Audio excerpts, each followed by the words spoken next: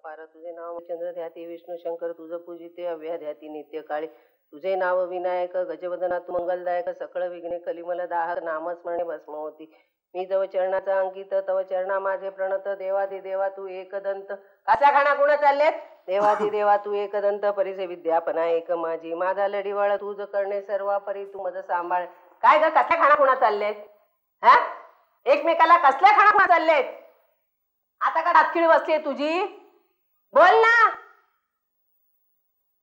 जय जय जय गणपती मध द्यावी प्रमती करावाय तुमची स्तुती स्फूर्ती द्यावी मज अपार तुझे नाव मंगलमूर्ती तुझं इंद्रचंद्र ध्याती विष्णू शंकर तुझं पूजित अव्या ध्याती ते काळी तुझे नाव विनायक गजवदना तू सकळ विघ्ने कलिमल दाहक नामस्मरणे भस्म होती काय एक स्तोत्र पण वाचायला देते म्हणजे ती माहेरी जाणार म्हणत होती हो ना माहेरी जाणार म्हणते कोण बसले तिथे डबोला भरून ठेवले आहे कोण एक तो पोस्ट्या बाप सासूबाई काय ग तुझा बाप पोस्टातच होता ना मग पोस्टातल्याला पोस्ट्या नाही म्हणणार काय रावबहादूर म्हणणार मी बाबा मला डोहाळ जेवणाला घेऊन जायला येणार आहेत हो खिशात नाहीये दमडी मोठे डोहाळ जेवण करायला निघालेत अगं एवढं साधं लग्न केलं तरी कर्ज बाजार येऊन पडलाय तुझा बाप रिटायर झाल्यावर म्हणे वरदक्षिणा देणार आता रिटायर होऊन एवढे महिने झाले आम्हाला काय दिले पत्रे बाबाची तब्येतही वरचेवर बिघडत असते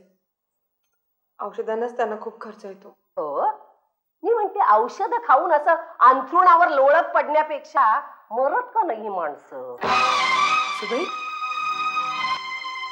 उद्या तुम्ही आजारी पडला तर तुमच्या औषधाला कोण करून टाकीन उलटा बोलतील तर तुझा हा नवरा बावळट गुळ्या म्हणून ऐकून घेतो मी ना ऐकून घेणार जय जय जी गणपती मग द्यावी फुलमती धराव्या तुमची स्तुती स्फूर्ती द्यावी मग पारा तुझे नाव अरे या ना आई या आई अगं प्राजक्ताचे बाबा आलेत माधवराव हो मग काय आरती ओवाळू की ताशे वाजंत्र्या वाजवू त्यांना म्हणावं मुलीला न्यायला आला असाल तर आल्या पावली परत जायचं कळलं आणले होते एढे कसतेस तो असतातले घेऊन आला असाल मरणाचा का ठरायला लॉटरीचं तिकीट लागलं मला 2 लाखाचं बस हे म्हणाले देवासमोर पहिला ठेवू आणि प्राजक्ताच्या सासूबाईंकडे जाऊ प्राजक्ताच्या सासूबाईंचा देवाच्या खालोखाल मान आहे अरे अरे अरे तुम्हाला 2 लाखाचं बक्षीस लागलं आणि तुम्ही असे सुटक्यासारखे चेहरे करून काय बसा ना माधवराव बसा बसा दीपक बाळ बस बस बाबा बस बस रे बसा बसा हो अगं प्राजक्ताला पाणी तरी आणशील की नाही हा हिचा असा वेंधळेपणा म्हणून मी हिच्यावर रागावत असते लहानपणापासून आईशिवाय वाढली पोर आता तुम्हीच सांभाळून घ्या तिला बरं ते जाऊ देऊ मी म्हणून सांभाळून घेते तुम्हाला म्हणून सांगते दुसरी सासू असती ना माझ्या जाग्यावर तर हिला केव्हा हाताला धरून बाहेर काढली असती ते मेला मरू देऊ आपण काय बोलतो मला तुम्ही एक सांगा काय या 2 लाखाचं तुम्ही करणार काय हो मी कोण ठरवणार बक्षीस दीपकला लागलंय ते सगळं खरं आहे हो पण दीपक तुमचाच आश्रित ना मग सगळा तुमचाच अधिकार काय हो ना बाबासाहेब तुम्ही म्हणाल ते मी ऐकेन चला मिटला प्रश्न नाही नाही नाही नाही नाही तसं नाही अहो हा त्याच्या मनाचा मोठेपणा झाला पण अजून त्याला जागा घ्यायची आहे शिवाय माझ्या आजारपणात झालेला खर्च तेही कर्ज फेडायचंय त्याला हो मग एक सांगू का लग्नात राहिलेली वरदक्षिणा द्यायची ती विसरलात शैलेशला गाडी घ्यायचीये त्याचं काय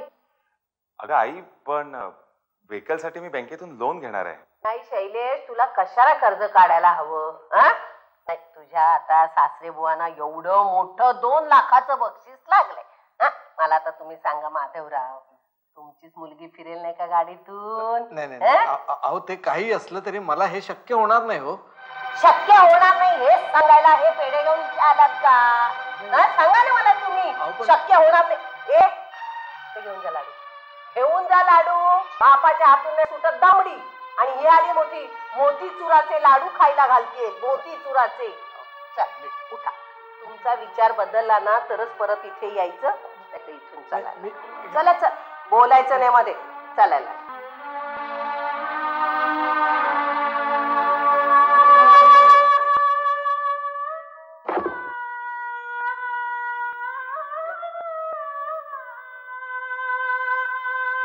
चल चालायला आज चालायला बघायचं रे तोंड चल. तू कसल्या खाडा गुणा करतोस गप्पा बस.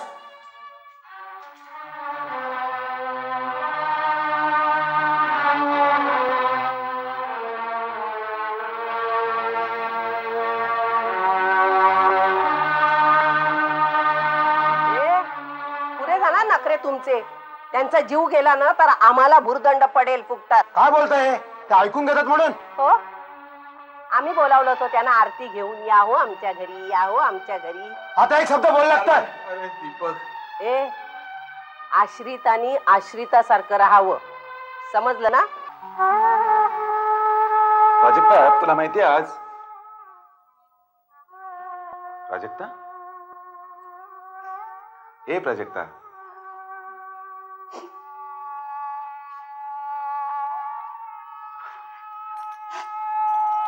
प्राजक्ता मला तुझं दुःख कळतंय ग.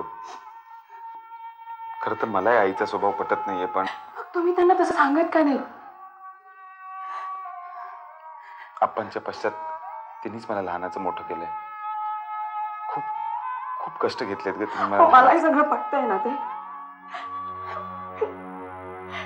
माझ्या बरोबर नेहमी कसपटासारख्या वागतात.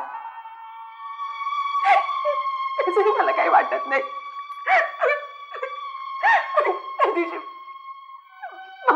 भावांबरोबर हो हो हे बघ तू अशी रडू नकोस. तू असा त्रास करून घेतलास ना तर आपल्या होणाऱ्या बाळा. प्राजक्ता प्लीज तू काळजी करू नकोस. माझ्यावर विश्वास ठेव प्राजक्ता. हे बघ मी आईची समजूत काढतो. हा माझ्यावर विश्वास आहे ना तुझा? आई आई काय झालं आई? अरे आता एक केस सोडलेली, डोळे मोठे केलेली, पळवट भरलेली, हातात हिरवा चुडा घातलेली एक बाई तुमच्या घराच्या दिशेने आतमध्ये गेली. मी तिच्या रस्त्यात आडवी आली तर तिने मला गळाच दाबला. जाताना ती म्हणत होती मी तुझ्या सुनेला घेऊन जाणार, मी तुझ्या सुनेला घेऊन जाणार. नाही आई तू काळजी करू नकोस. अगं तुझा काहीतरी तुला भास झालाय. नाही रे बाबा भास नाहीये. आपण राहायला यायच्या आधी या घरात एक होली बाळंतीण मेली होती. होली बाळंतीण मेली होती. प्राजक्ता तू घाबरू नकोस.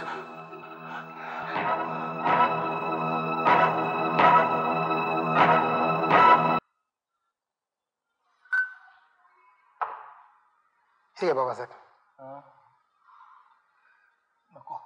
औषधाचा कंटाळा करून कसं झालेल? दीपक अरे हा आजार औषधानं संपणारा नाहीये. तो आता माझ्या बरोबरच जाणार. बाबासाहेब आपण पैसे देऊन टाकूयात. प्राजक्ताच्या सासूबाईचं समाधान होईल. त्यालाच तुका ठेवून मी या पैशाचं काय करू? नको.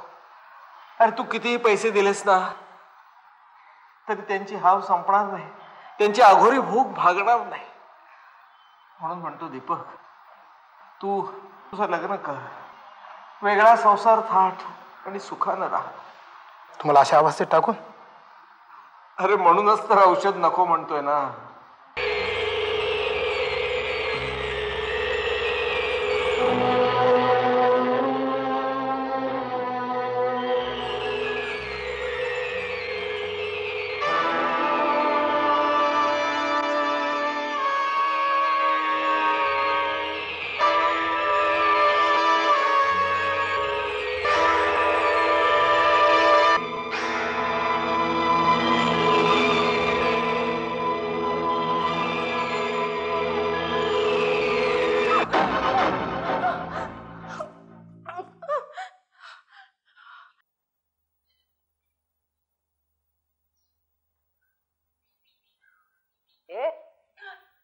झोपलीस काय? जा जा पोळ्या कर. तुझ्या नवऱ्याला तुझ्यासाठी हवेत. चल उठ उठ उठ. ए माधवा आहेस का घरा? काय रे दीपक हा माधवच ना? अरे बाबा काय तुझी तब्येत खराब झाली आहे? हा मला ओळखलंस का? मी तुझा शाळू सोबती शामराव. झालं श्यामराव. अरे श्याम्या म्हण ना. तू सैन्यात होतास ना? हा सैन्यात होतो, तिथं रिटायर्ड झालो. एका तेल कंपनीत सिक्युरिटी ऑफिसर म्हणून होतो. अरे माझ्यासारखा सडा माणूस लग्न नाही झालेला कंटाळलो जीवाला. म्हटलं गावाला जाऊ. आलो ते म्हटलं प्रथम माधवाकडे जाऊ. कसा आहेस बाबा? नाही नाही, मला आधी सांग, माझी लेक प्राजक्ता ती कशी आहे? ताईची तिकडे खूप हाल होत आहेत. तुम्ही काय स्वस्त बसून आहात? अरे तू तरी काहीतरी करायचंस. अरे नाही, मीच अडवलं त्याला. तू पहिल्यापासून असा रड्या. अरे पण आपण ताठर भूमिका घेतली तर पोरीचा आणखीनच छळ करतील ते. कशासाठी? काय हवंय काय त्यांना? तुला सांगतो, असल्या लोकांना चौकात उभे करून गोळ्या घातल्या पाहिजेत, हंटर ओढले पाहिजेत एकाच्या पाठीवर. मी जाऊ का? नको रे बाबा, आपली बाजू पडतीये. मी हुंडा देऊ शकलेलं नाही ना. अच्छा अच्छा अच्छा अच्छा, म्हणजे हुंड्यासाठी सगळं चाललंय हरामखोरांचं. तुला सांगतो, कोर्टात खेच त्यांना, खडी फोडायला पाठव. तू पहिल्यापासून असा भडक माथ्याचा आहेस. जावई माझा तुरुंगात गेला तर पोरीला सुख लाभेल. म्हणजे आता तुझी मुलगी सुखात आहे? सांग, आहे सुखात आहे? प्राजक्ता, माझी प्राजक्ता आता काय करत असेल? आज मुद्दामच मी तुम्हाला एकत्र बोलवलंय. प्राजक्ता वहिनीचे हाल पावत नाहीत. हो, त्या कोरड्या सहानुभूतीला काहीच अर्थ नाही. वहिनी छळाने मेल्यात तर तुम्ही साक्षी द्यायला पुढे येणार आहेत का? यांच्या भानगडीत आपल्याला कशाला पडायचंय? हा त्यांचा वैयक्तिक प्रश्न आहे. हा वैयक्तिक प्रश्न नाहीये, ही एक सामाजिक समस्या आहे. आमच्या महिला जागृत केंद्रात स्त्रियांवर होणाऱ्या अन्यायाविरुद्ध शेजाऱ्याने पहिला उभं राहावं असंच सांगितलं जातं. त्याच्यात आपण काय करायचं? काय करणार म्हणजे? तुम्हाला कोणालाही माझ्यावर यायचं नसेल ना तर मी पुढे होईन आणि या कोर्टात खेचीन. आधी त्यांना समजावून बघूया. शैलेश, एक मिनिट. काय हो? तुमच्या आईने प्राजक्ता वहिनीचा खून करायचं ठरवलंय का? नाही म्हणजे काय, असं काय विचारतो? तुम्हाला तुमची मतं आहेत की नाही? क्षणाक्षणाला तुमची बायको मरते आणि तुम्ही हातावर हात ठेवून फक्त बघत राहणार. साधा डॉक्टरांना बोलवता येत नाही. म्हणजे काय आहे, माझ्या आई समोर माझं काय चालत नाही. हे तुळवर पाणी देऊन जीव दे. या दोघा महिलेकरांना पोलिसांच्या ताब्यात द्यायला पाहिजे. नाही नाही, त्याची तशी काय आवश्यकता नाहीये. आपली भाषा त्याला कळत नाही ना, या कानाखाली दोन दिला पाहिजे, मग कळत त्याला. बरोबर आहे, दिलंच पाहिजे. बरोबर आहे. मी समजावून सांगतो ना आईला. हो, मी सांगतो समजावून. आई, ए आई, ए आई, ए आई का? काय झालं? काय झालं? असा चेहरा पाडून धावत धावत का आलायस? अगं, शेजारचे सगळे लोक आपल्याला चिडलेत. त्यांचा काय संबंध? अगं संबंध काय, पोलिसच जाणार म्हणतायत. अरे पोलिसाला नाही तर मिलिटरीत जाऊ दे, मी नाही घाबरत म्हणावं. हळू बोल, आपल्या विरुद्ध मीटिंग घेत आहेत ते. आपल्या विरुद्ध मीटिंग घेत आहे? मग? बघू दे मला. चल चल. अगं पण चल. काय रे, तिथे पासून खुसूर खुसूर काय करता? हिम्मत असेल ना तर या माझ्या समोर. मी हसतो दुसऱ्याला आणि शेमूड माझ्या नाकाला. पण काय, मला तू एक सांग, तू या सगळ्यांचा मोडकी आहेस काय रे? तुझा बाप त्या आयशीला छळतो ते बघ जरा, बघ तिथे लक्ष दे. दुनियादारी करतोयस ती. सांगू काय, सगळ्यांची काढू बाहेर?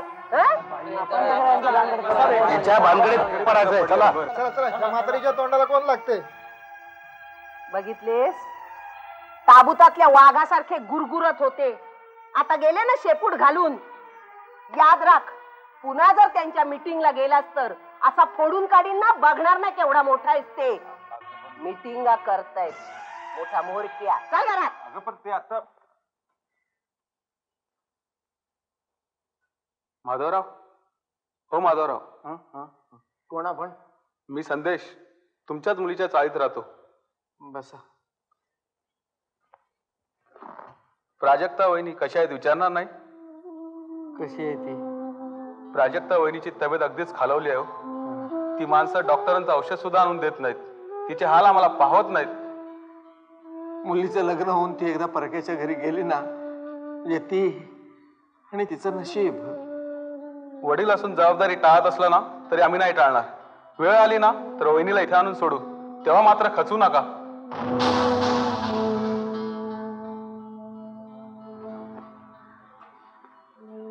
प्राजक्ता, प्राजक्ता, काय तुझ्या नशिबी आलंय? मोठ्या हौसेनं तुझं लग्न करून दिलं, पण परमेश्वरा, परमेश्वरा, आता तूच तिला तार नाही तर मार.